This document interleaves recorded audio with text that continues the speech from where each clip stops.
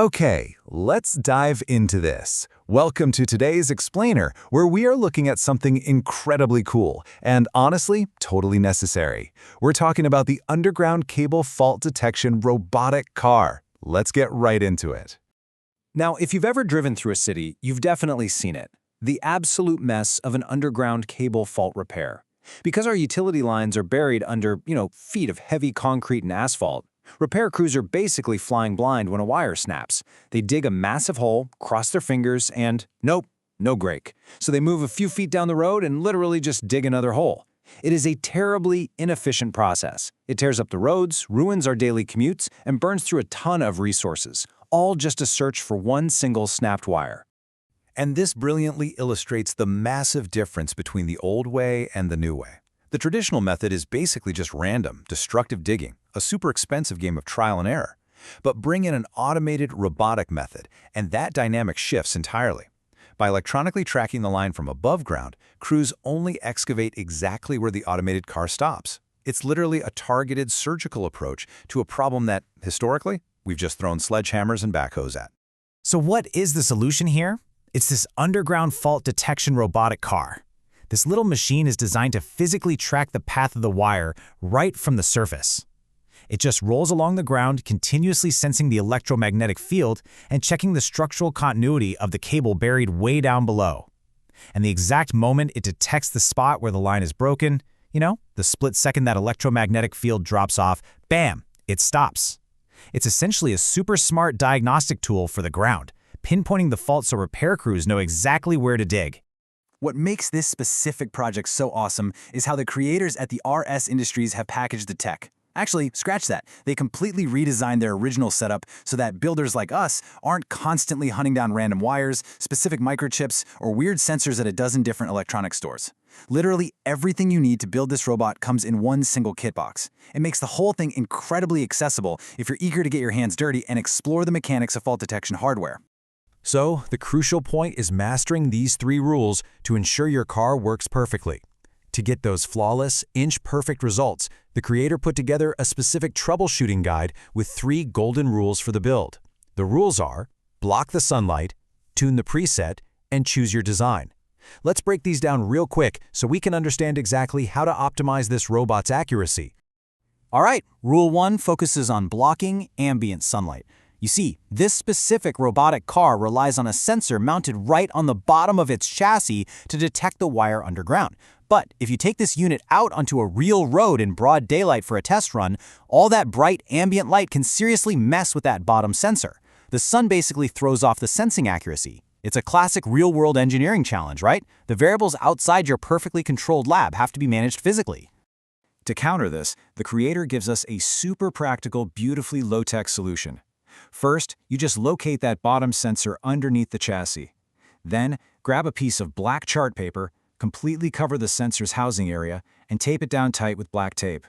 By physically shielding that sensor from the sun with dark materials, you guarantee perfect sensing accuracy, even when you're running the car outside on the absolute brightest day of the year.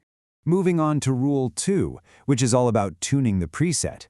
Let's imagine you've built the car. You shielded the sensor perfectly, but during a road test, the car drives right past the actual underground fault line and stops, say, a few inches too far away. I mean, the car is technically working and finding the brake eventually, but it's totally missing that pinpoint precision we want. That just means your calibration needs a little bit of love. So what exactly is a preset? Well, it's just an adjustable electronic component on the circuit board used to perfectly calibrate the car's sensing threshold. Tuning it simply means you're making sure the car isn't too sensitive, which would give you annoying false positives, but also isn't completely blind to the fault line below. You're basically dialing in that Goldilocks zone, that perfect middle ground, so the sensors react the exact microsecond the electromagnetic field drops off at the brake. The physical tuning process is highly methodical. First, take a small screwdriver or a blade and turn the preset dial all the way up to high until both of the red lights on the board turn on. Then, very slowly, lower the setting while testing the car's movement. If it still rolls a bit too far past the brake, just dial it back a tiny bit more. You literally stop lowering the setting the exact moment the car stops perfectly on the fault line. It takes a little patience, for sure, but but it is absolutely crucial for achieving that inch-perfect accuracy. Finally, Rule 3 is choosing your design. The creators actually got some feedback that their original project was, well, a little complex for beginners. So they decided to offer a choice in how you wire the logic of the car. It's a classic engineering trade-off. Do you prioritize simplicity and a fast build, or do you go for ultimate flawless precision? It lets you tackle the project based entirely on your own specific comfort level with electronics. You basically have two options here. The new Easy Design gives you highly simplified connections. It's totally beginner-friendly and great for a quick assembly, but that simplification does introduce a very minor margin of error in the stopping distance. On the flip side, the old Accurate Design is slightly more complex to wire up, but man, it offers perfect working precision with virtually zero margin of error. And the best part? The kit includes the materials for both versions, so the choice is completely up to your own preferences. And you know, these types of structured kits have a seriously proven track record.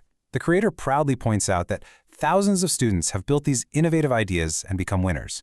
They've gathered tons of feedback from people who use these exact materials to absolutely dominate their science and engineering competitions. It really just goes to show that you can easily grasp complex robotics concepts when you have a well-designed, controlled kit guiding you along the way.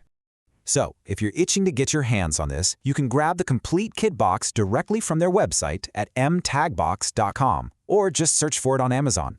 Oh, and a really cool bonus, the creators offer direct support through a WhatsApp icon on their site. You can reach out to score high discounts or just ask specific troubleshooting questions if you get stuck on your build. It's a super straightforward way to get hands-on and test out this amazing sensing logic for yourself. Exploring a project like this really highlights how accessible robotics can effectively address massive, expensive, real-world infrastructure problems. Bridging the gap between basic desktop electronics and actual city applications gives us all a much deeper appreciation for the utility systems running right under our feet. Honestly, it leaves you wondering, if a simple, accessible desktop kit can automate fault detection this effectively, how long is it going to be until we see fully autonomous fleets of these little robots maintaining our entire city grids? Think about it.